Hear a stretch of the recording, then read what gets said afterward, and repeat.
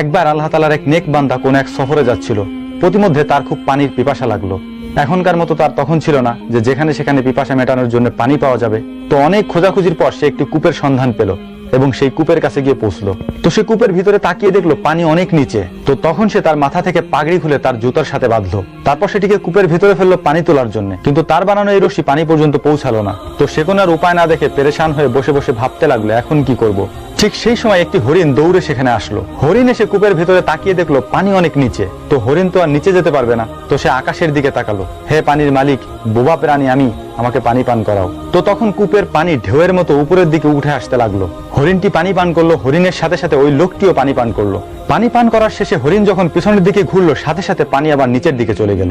তখন লোকটি অবাক হয়ে ভাবতে লাগলো আমি মানুষ হয়ে আমার জন্য পানি উপরে আসলো না, হরিণের জন্য আসলো। ঠিক তখনই গায়েব থেকে আওয়াজ আসলো, তুমি রশির সাহায্য খুঁজতেছিলে আর হরিণ আমার কাছে সাহায্য চাচ্ছিল।